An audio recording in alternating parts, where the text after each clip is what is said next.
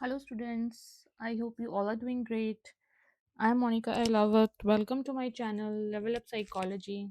Here we are practicing MCQs for General Psychology Unit 1, and we are preparing for IGNOU PGDRPC entrance exam. Last class में हमने unit 1 का part 1 कर लिया था and the left over questions we will do now. ठीक है, in part 2. So let's see now. हमने question number 30 तक कंप्लीट कर लिया था. Afferent and afferent nerves, right? Okay, so अब हम नेक्स्ट क्वेश्चन करते हैं from this part 2. Okay, so question number 31. A person met with an accident आएगा यहाँ पे. ठीक है, accident. Later he turned into impulsive, irresponsible and less concerned with the consequences of his action. ठीक है, what must have suffered damage in. ठीक है, सो एक इंसान का एक्सीडेंट हो जाता है एंड एक्सीडेंट होने के बाद उस वो बहुत इम्पल्सिव हो जाता है, इररिस्पॉन्सिबल हो जाता है, अपने एक्शंस की कोई रिस्पॉन्सिबिलिटी नहीं लेता है. ठीक है, एंड ही डजंट केयर कि उसके एक्शंस का क्या कॉन्सिक्वेंस होगा. So what might have damaged in his brain, ये हमें पता लगाना है कि ब्रेन के कौन से पार्ट में उसको इशू हुआ होगा. ठीक है, सो इफ यू रिमेंबर हमने ये सारे लोब्स के बारे में देखा था एंड हमारा फ्रंटल लोब जो था उसके हमने फंक्शंस देखे थे. तो आपको अगर याद हो कि what were the functions of frontal lobe, so frontal lobe is related with attention, reward, short term memory, motivation, planning. ठीक है, अटेंशन उसकी नहीं रही है अब, है ना, he is not attentive to what he is doing. ठीक है, तो यहाँ पे जो फ्रंटल लोब से रिलेटेड उसके फंक्शनिंग है वो इम्पैक्ट हो गई है. ठीक है, विजुअल प्रोसेसिंग है तो ऑसिपिटल लोब में कोई इशू नहीं है. टच टेम्परेचर से रिलेटेड कोई इशू नहीं है. ठीक है, इमोशनल सेंसरी इनपुट को इमोशनल में चेंज करने में कोई इशू नहीं है, लेकिन हाँ वो अपना ये अटेंटिव रहना, इतना ध्यान लगाना कि okay what would be the consequences of my actions, that is missing. ठीक है, after the accident. So accident might have damage the frontal lobe. ठीक है, so frontal lobe is the correct answer. Then let's go to another question. Thalamus, nervous system के parts दिए and we have to check which function they are associated with. Okay, so thalamus, cerebellum, hippocampus, amygdala. ठीक है, अब few of them we have already completed. If you remember, part 1 में हमने किए थे ना. amygdala, I told you it is related with emotions. Okay, so amygdala यहाँ पे इमोशंस से रिलेटेड कुछ है, involves in mediating emotions. Okay, so amygdala will be 2. cerebellum, we discussed in our last class, it is related with posture, balance, है ना. so number 4 helps the organism maintain upright position. cerebellum will be 4th. thalamus is, if you remember, thalamus की भी बात हुई थी हमारी. Thalamus is related with sleep wakefulness. ठीक है, so third is thalamus. Now hippocampus हमने अभी तक नहीं पढ़ा था. Hippocampus is related with memory. ठीक है, it plays a role in memory. First one is hippocampus. ठीक है, so 3 4 1 2, 3 4 1 2, A is the right answer. Okay, I hope it is clear. And ये चारों ही बहुत important parts of nervous system है from exam point of view. Okay, इनमें से चारों आ सकते हैं, कोई एक आ सकता है, कोई ना कोई तो इनमें से आ ही जाता है अक्सर एग्जाम में. Then autonomic nervous system is concern with the regulation of smooth muscles, skeletal muscles, cardiac muscles and glands. Okay, and options हैं 1 और 2, या तो स्मूथ मसल स्केलेटल मसल्स, या 1 2 3 और 1 3 4 और all of these. So it is asking कि autonomic nervous system कौन से मसल्स के रेगुलेशन के लिए रिस्पॉन्सिबल या कंसर्न है, ठीक है। So if you remember last class में हमने देखा था autonomic nervous system is related with involuntary functions, right. So यहाँ पे इनवॉलंटरी फंक्शंस जिन जिन के होंगे that will be in the nerve autonomic nervous system, okay. So smooth muscles, cardiac muscles and glands, they are the ones who perform involuntary functions, okay. So they are related with autonomic nervous system. Skeletal muscles, they perform voluntary functions, and voluntary functions कौन से nervous system से related है, somatic nervous system से related है, we discussed this in the last class, okay. So here our answer will be 1, 3 and 4, okay. Why? Because they perform involuntary functions, and involuntary functions are related to autonomic nervous system, so all these three are related to autonomic nervous system, okay. Let's move on to another question now. Hypothalamus controls what? Hypothalamus is also an important question, okay. So hypothalamus controls satiety, यानी कि satisfaction of hunger, metabolism, body temperature, or all of these. So it controls actually all, okay. So all of these, and because it controls body temperature, therefore sometimes it is called that it acts like thermostat of the body,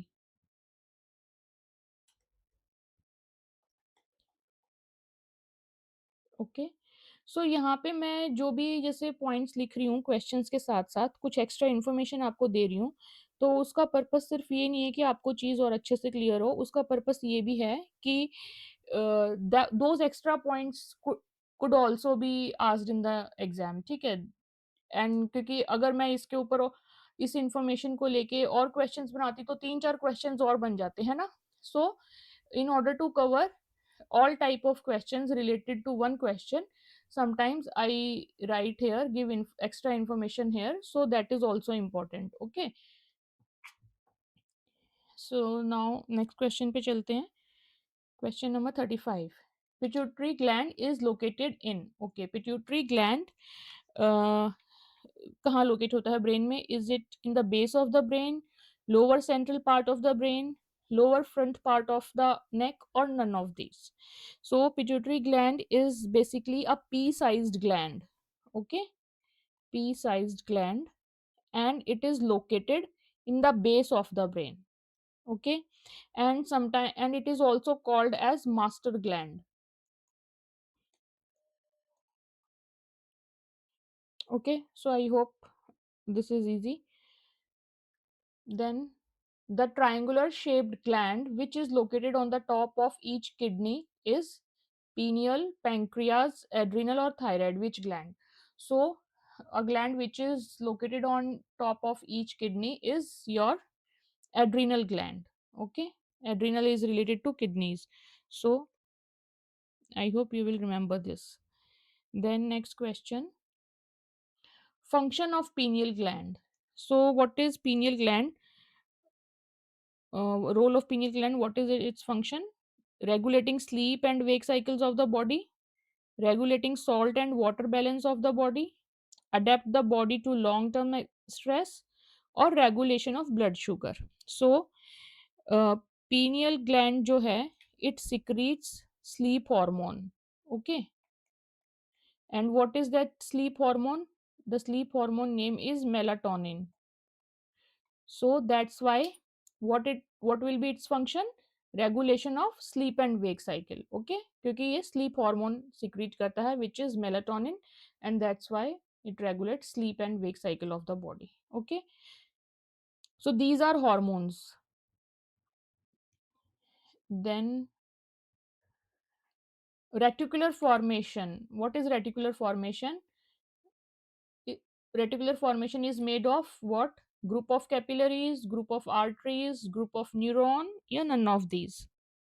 So reticular formation is basically group of neuron, okay, and we also call it as network of neurons. network of neurons. So sometimes if you find network of neurons, then also it is same thing, reticular formation. And where it is located? It is located in brain stem.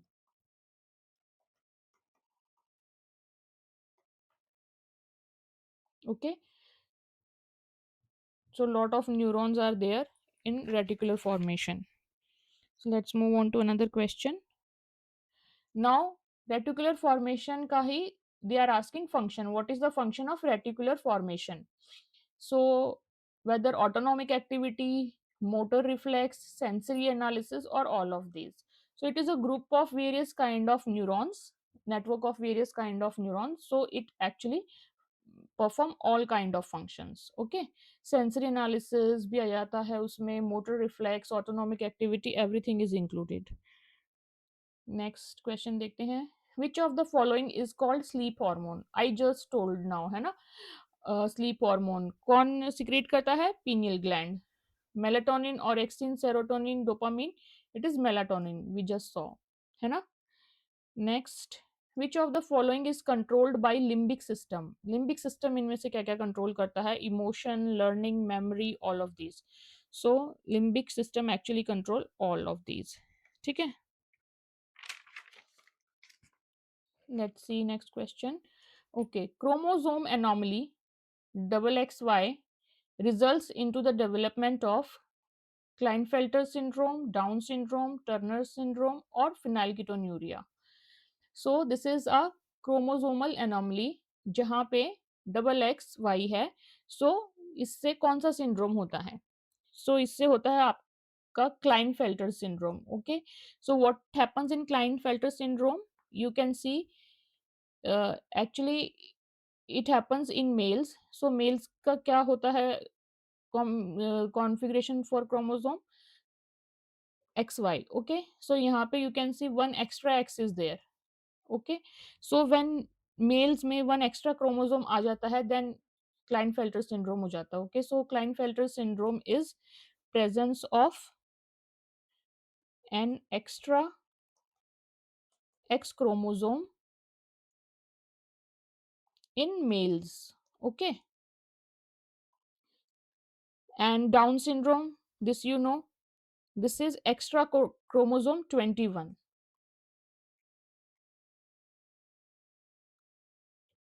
or we call it as trisomy 21. Okay, what happened in Turner syndrome? Turner syndromes, like Klinefelter was for males, Turner syndrome is for females. यहाँ क्या होता है कि females का क्या होता है? Chromosomal configuration XX, right. यहाँ पे क्या होता है? One X is not there. Okay, only one X is present. So the in Turner syndrome it becomes like this. ठीक है. So only one X chromosome in female.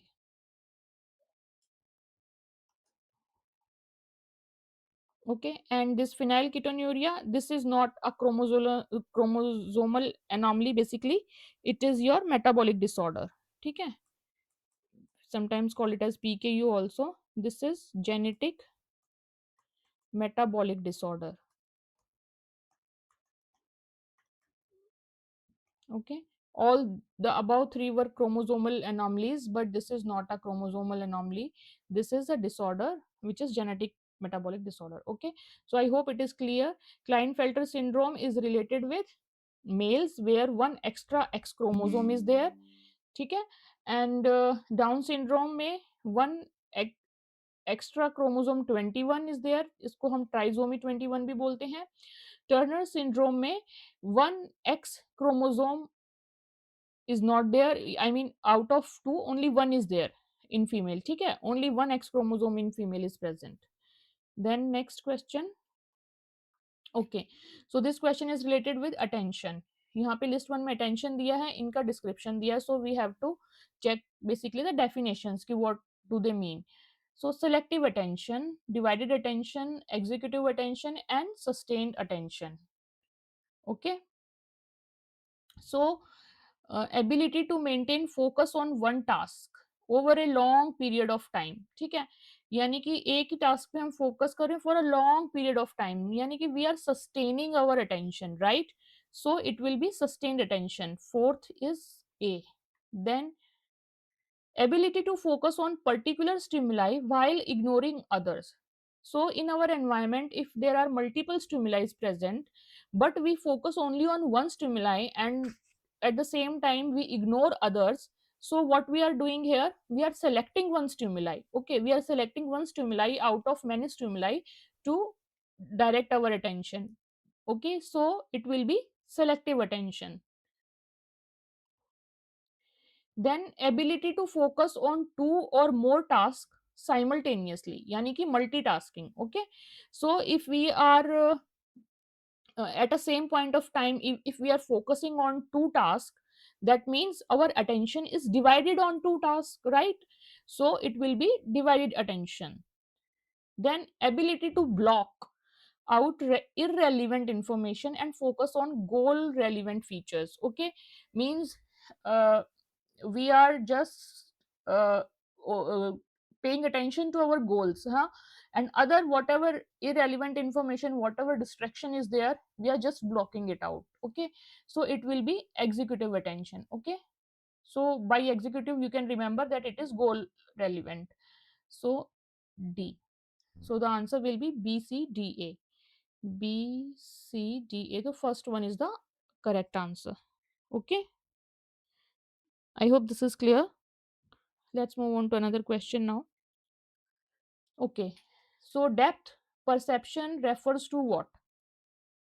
So this is related to uh, whether ability to see colors or ability to perceive distance in 3D space, ability to detect light intensity, or ability to memorize the objects. So the correct answer is depth perception is basically related to perceive distance and 3D space. Okay, so the answer is B. Let's see next question. Which of the following can cause errors in perception? Okay, when we are perceiving any stimuli, what all can cause error? So let's see the options. Prejudices of the individual. Yes, if we have certain biases, we can make misperceptions. Time of perception. Yeah, agar we are perceiving something when we are tired, fatigued completely, then of course that time is not right to perceive something, so errors can happen that time also. Okay, confusion or conflict in mind, of course disturbed mind hai, so that time also we will not be able to perceive uh, in a right manner. So all of the above is the right answer. So they all can cause error in perception. Let's see next question. What is an illusion? Okay, illusion kya hai? So perceiving a stimulus that is not present, a false perception where a stimulus is perceived incorrectly, excessive sensitivity to a stimulus, or complete absence of sensation. So um, illusion is basically false perception. Okay, what happens that some stimuli is there but we are not able to perceive it correctly. Okay, so that time it is called illusion. So the answer is B. Let's see other options. Option A is saying perceiving a stimulus that is not present. So यहाँ पे stimulus present ही नहीं है, stimulus is absent, still we are perceiving something. Okay, so in that case it is called hallucination. Okay, so difference between hallucination and illusion is what? Hallucination में there is no stimulus. Okay, stimulus is not there, but in case of illusion stimulus is there but we are perceiving it falsely, we are perceiving something else, we are not perceiving that stimulus correctly. Okay, so that is the difference between illusion and hallucination. Next is excessive sensitivity to a stimulus. Agar excessive sensitivity hogi to it will be hyperesthesia. This is known as hyperesthesia. Okay, and complete absence of sensation, what we call it as anesthesia. देते भी है ना anesthesia sometimes what we do in that, when we give anesthesia or when doctor give anesthesia, what happened? There is sensory loss. ठीक है, complete absence of sensation. So I hope this is clear. Let's move on to another question now. Which of the following best describes reinforcement in operant conditioning? Okay, operant conditioning में हमारा reinforcement का concept आता है. So which of the following best describe? Which of the following is the reinforcement? You have to check that. Presenting or removing a stimulus to increase the likelihood of a behavior, pairing two stimuli to produce a response, copying a model's behavior, or learning without trial and error. So reinforcement is like rewards, punishment, yeah, positive and negative reinforcement, right? And why we reinforce things? Because we want to increase the certain kind of behavior. ठीक है, likelihood of uh, certain kind of behavior to happen. Okay, that is the motive behind reinforcement. Okay, if we want a student to complete his homework daily on time, so we want this behavior to be more strengthened, है ना? Then we will do some reinforcement. Yeah, if we want somebody not to break the um, traffic rules, then we want that he should not break the traffic rules again. Here we want some behavior of not breaking the traffic rules to be strengthened. Okay, so reinforcement we give to strengthen certain kind of behavior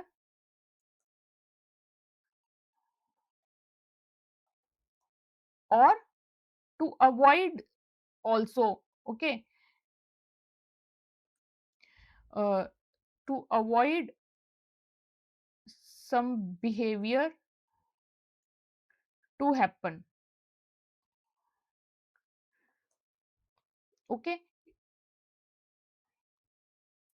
so presenting or removing a stimulus to increase, actually we don't avoid certain behavior, we avoid the aversive conditions. We don't want to face the negative aspect of doing something, so that's why we want that we don't do it. Okay, jab for example, if somebody is wearing helmet while driving, while riding a bike, so why that person is safe? Let's put the safety concerns apart. While that person is wearing helmet every day, just because he don't want to face the fine. Okay, in order to avoid the fine, he is strengthening the behavior of wearing the helmet. Okay, so the main purpose is not strengthening, not wearing the helmet, but it is to avoid the fine. Okay, so something negative we are avoiding. So to avoid aversive condition, some negative painful condition we are avoiding, and then in that case it will be negative reinforcement. Okay, इसको हम negative reinforcement कहते हैं. And when we strengthen certain behavior, like the homework example I gave, the child's homework, that is positive reinforcement. Okay, so at one point of time we are adding something, and at one point of time we are doing minus. ठीक है, removing something. So presenting or removing a stimulus to increase the likelihood of a behavior is the right answer. Okay, let's move on to another question now. Okay, Bandura's Bobo doll experiment demonstrated what? So Bandura ने, Albert Bandura ने experiment किया था बोबो doll का. So what was it for? Which theory it explained? Classical conditioning, operant conditioning, observational learning, or cognitive? So it basically explained about observational learning. And what it explained, like how children learn behavior by watching others. Okay, so let's move on to another question. Match the following. यहाँ पे theories दिए गए हैं and then learning approach. So these are your learning theories basically. So इन्होंने they belong to certain approaches, they gave few approaches, so we have to match them. Okay, so Ivan Pavlov, BF Skinner, Albert Bandura, Jean Piaget, observational learning, classical conditioning, operant conditioning, and cognitive development. Okay, so Ivan Pavlov is related with classical conditioning. Okay, that dog and bell वाली जो conditioning थी with JB Watson, that he did. Okay, so classical conditioning, B. Then BF Skinner. BF Skinner is related with your operant conditioning. Okay, Albert Bandura. अभी last question में हमने देखा Bobo doll वाला experiment, it was based on observation learning, so Albert Bandura is related to A and his experiment was bobodol. Okay, Jean Piaget. Jean Piaget is related with your cognitive development or cognitive learning. Okay, so this is D. So the answer will be B, C, A, D.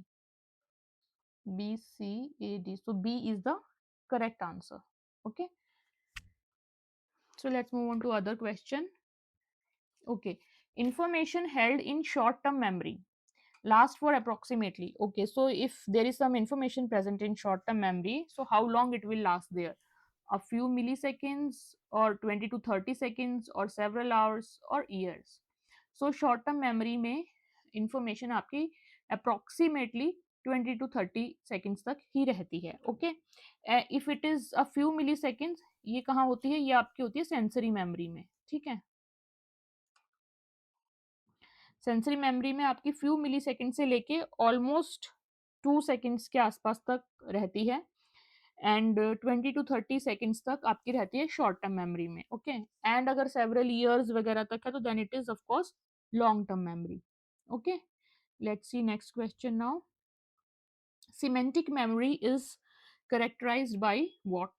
Memory of personal experiences, organized knowledge of words, concepts and rules, highly or disorganized, easily forgotten events, या memory of sensory. So semantic memory की क्या इसमें से characteristics है? So semantic is basically something meaningful. Okay, so what is making sense? What can you see? What is meaningful? Or any organized knowledge of words, concept, rules, it seems meaningful, right? So this is semantic memory. Memory of personal experiences, अगर हमारे past personal experiences है, उनकी memory है हमारे पास, तो we call it as episodic memory.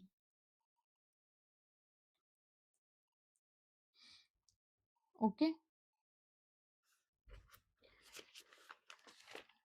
let's see another question now. Retroactive inhibition refers to what? So what is retroactive inhibition? यानी कि something is inhibiting, है ना? What is getting inhibited? Let's see. Prior learning interfering with the new learning, so this is related to learning that we can see, है ना? New learning interfering with previously learned material, forgetting due to emotional factors, या forgetting due to ये miss हो गया यहाँ पे ना, forgetting due to maybe biological factors लिख लो. ठीक है, ओके. सो रेट्रोएक्टिव इनहिबिशन क्या है इनमें से? सो द रेट्रोएक्टिव इनहिबिशन में व्हाट हैपेंस इज दैट हमारी जो न्यू लर्निंग है, it interferes with the previously learned material. Okay, retro यानी previously learned material. Something is there in our learning which we have learned previously. Now something new we have learned, it will interfere and overrides the old memory. Okay, for example, you had some different phone number some 2 years back. Okay, and that time you that phone number was in your memory, है ना? You learned that number, what was the number, but उसके बाद अगर आपने 2 साल पहले ही नया number लिया है तो now you replaced it with the new number memory, है ना? So now you have forgotten this old phone number and now you remember the new phone number. Okay, in most of the cases happens like that. This is an example. Okay, so यहाँ पे new learning it interfere with previously learned material, so B is the right answer.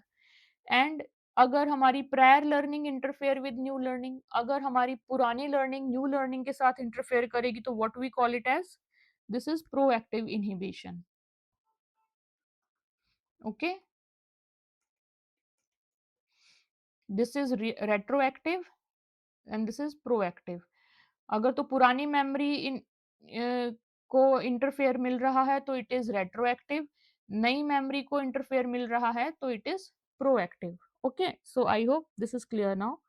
Let's move on to next question. Okay, Sternberg's triarchic theory of intelligence includes what?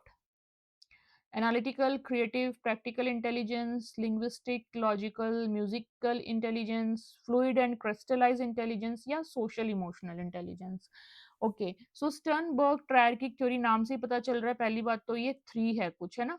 Triarchic theory of intelligence. तो यहाँ पे स्टर्नबर्ग्स की triarchic theory में basically he gave three components. Okay, and three components were analytical, creative and practical intelligence. So A is the right answer. Analytical intelligence is for your reasoning, logics, problem solving, etc. Okay, creative is for new ideas, creativity, and practical intelligence is basically for describing the street smart. Okay, so these were the three components which Sternberg gave in his strategic theory of intelligence. Let's see next question. Okay.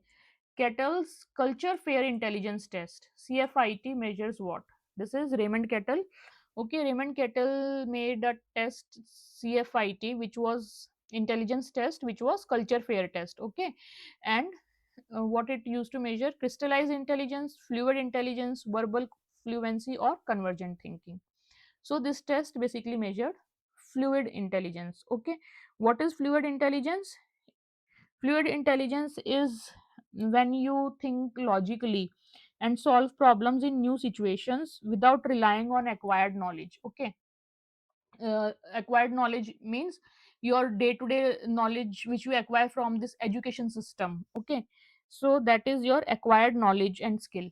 But in fluid intelligence you don't really use that acquired knowledge. You think logically and solve problem in some new scenarios, some new situations, without relying on the acquired knowledge. Okay, and crystallized intelligence is basically what you acquire from the education system or experiences, like that. Okay, verbal fluency is related to words, knowledge of words. Convergent thinking is related to focus in problem solving. Okay, focus towards one solution of a problem. Okay, so I hope this is clear. Let's move on to another question. Object permanence is related to which stage according to Piaget? So Jean Piaget gave four stage theory of thinking. So what these are the four stages: sensory motor, pre-operational, concrete operational and formal operations. So इसमें से when does object permanence happen? So it happens in sensory motor stage. Okay, sensory motor में होता है object permanence,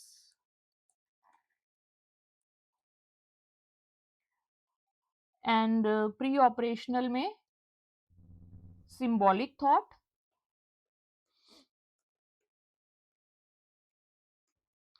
then आता है concrete operational, here the child develop logical thought,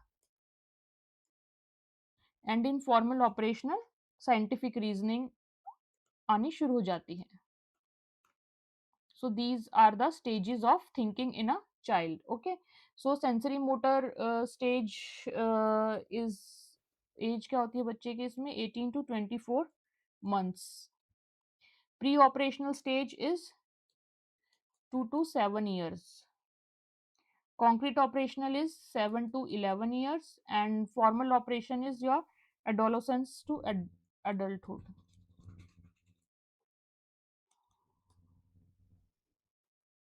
Okay, so I hope this is clear. This was Jane Piaget's four stages of thinking.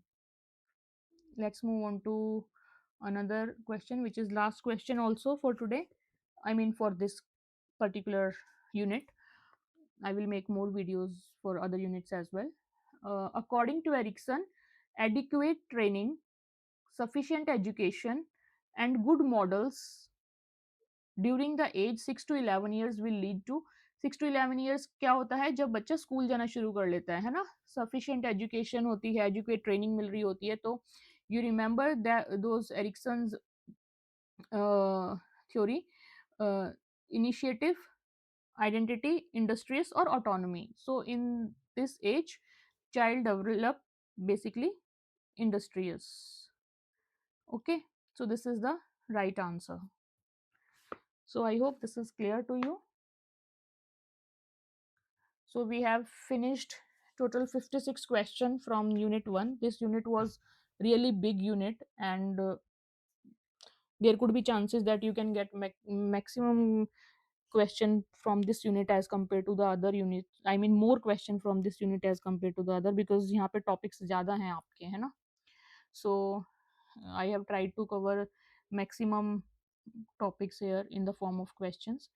So yeah, just uh, we will do other unit also. Next unit I will post questions from statistics and research method unit soon, and keep practicing of them, and relax also. As I told you, don't panic, है ना. Exam is there, but it's okay. uh, so okay, if you have like these MCQs classes, please like, share and subscribe, and I see you in the next class soon. Till then, take care. Bye bye.